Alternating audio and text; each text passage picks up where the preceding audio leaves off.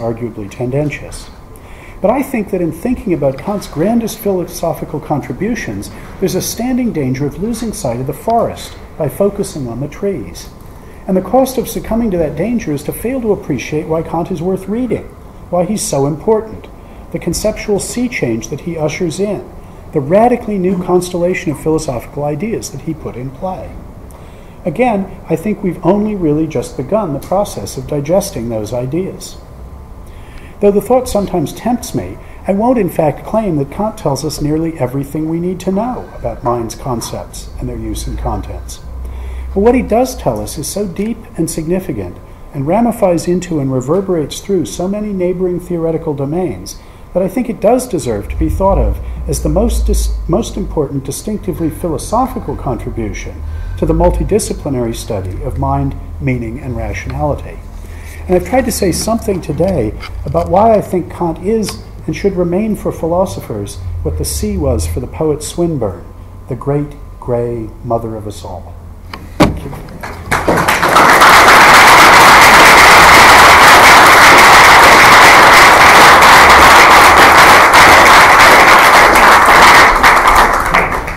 There's no point in putting your hands up at this stage. What we're going to do now is move straight on to some comments on the paper by Dave, and then we'll have a discussion after that.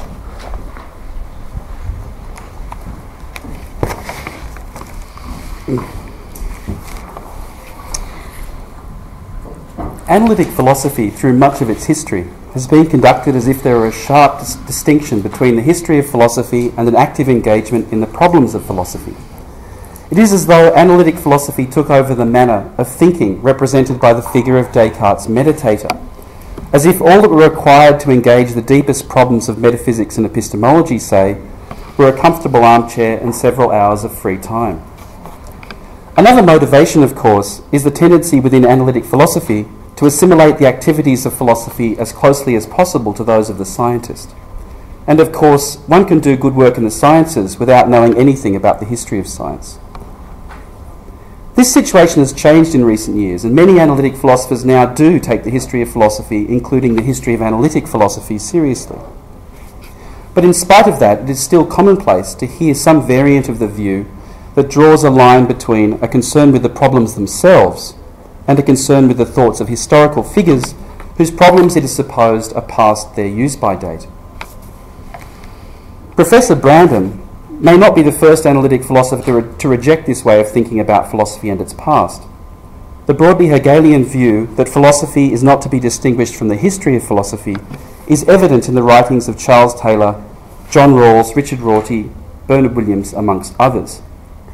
But what strikes me as of particular interest is Brandom's capacity to deliver on philosophy's old promise to see things radically anew, especially when the object of study is well-trodden terrain, as in this case.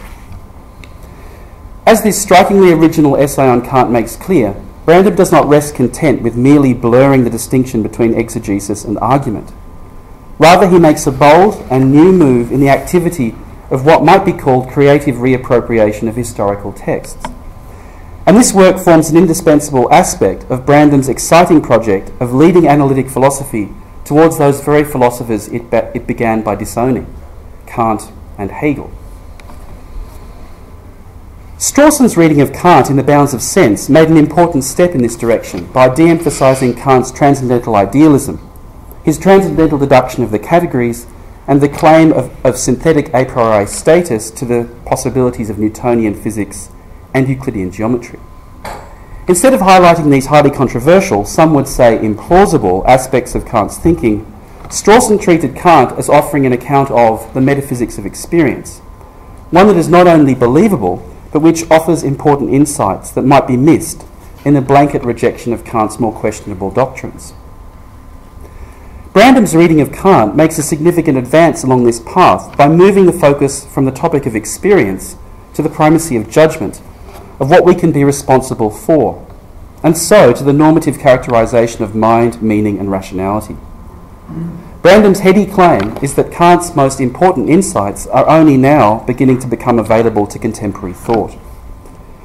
At the end of his paper, Brandom denies that what he is doing is exegesis, and it seems fair to say that he is not anachronistically reading contemporary thought back into Kant either. Rather, we are offered a philosophical vision at the heart of Kant's enterprise that significantly raises the bar in terms of what we can hope for from readings in the history of philosophy. I think I can speak for everyone here in expressing my admiration for this work of philosophical imagination in full flight.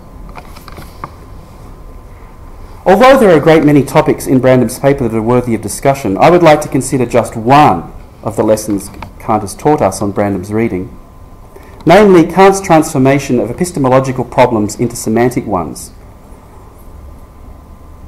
or, more specifically, the idea of a semantic response to philosophical skepticism.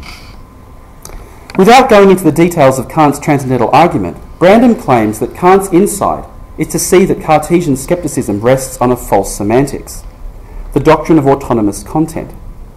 In raising the question of how his representations as of an external world can be justified, the skeptic makes a crucial semantic assumption. He presupposes that it is possible to entertain contentful thoughts about how things globally seem without making any commitments about how things actually are. The question of what is required for the possibility of representation at all, whether successful or not, is conceptually prior to the question of what is required to explain or justify when it is successful. The Kantian moral is, as Brandom puts it, quote, unless we are to a large extent right about how things are, we can't make sense even of our being wrong in special cases about how things are. We are further invited to see this basic semantic response to an epistemological problem mobilised in Davidson's transcendental argument from interpretation theory that most of our beliefs must be true, and in Putnam's conclusion that I cannot say or think that I am an always invatted brain in a vat. Very roughly, the Kantian strategy offers a transcendental argument of the form, if we have contentful thoughts at all, then some of them must be correct. But is this argument plausible? Kant's actual filling out of this argument in the refutation of idealism requires the questionable premise that something permanent, or relatively permanent, cannot be found in the contents of one's own mind, this being required as a condition of there being consciousness of oneself as determined in time. Davidson's argument rests on the questionable assumption that making best sense of someone excludes attributing systematic but explicable error to them. And Putnam's branding of that argument relies on causal constraints on reference that the skeptic will want to call into question. And in any case, the argument has no force against recent envatment skeptical scenarios. We might also recall Stroud's well-known criticism of the anti-skeptical force of transcendental arguments, in his case those of Strawson and Shoemaker. Stroud argued that at best these arguments demonstrate what we must believe. But of course there is a gap between the conclusion about what we must believe and the claims about what actually exists that the skeptic doubts. In order to bridge the gap, Stroud continued, these arguments require a verification principle to the effect that if we are meaningfully to engage in the practice of belief formation with respect to a kind of object, then it must be possible to verify that objects of that kind exist. In Kant's own case, it is not a verification principle, but his transcendental idealism that bridges the gap between what is necessarily thought and empirical reality. No doubt it is in light of these problems for the semantic strategy that Brandom is careful not to claim that this Kantian anti-skeptical response actually works. So let us ask what Brandom supposes is Kant's attitude to skepticism, supposing for the sake of argument that it does work. Kant is read as providing a semantic argument from the conditions of representation to a conclusion that resolves or answers skepticism. That is, Kant is supposed to think that skepticism can be laid to rest once and for all on the basis of an insight into the semantic underpinnings of epistemology. And this certainly fits Kant's talk of refutation and of giving a proof that lays what he calls the scandal of skepticism to rest. However, I have my doubts that the Kantian semantic strategy, deep and important though it no doubt is, provides a complete account of Kant's conception of skepticism or of the threat that it poses. In the following remarks, I shall do no more than hint at what a more complete account might look like.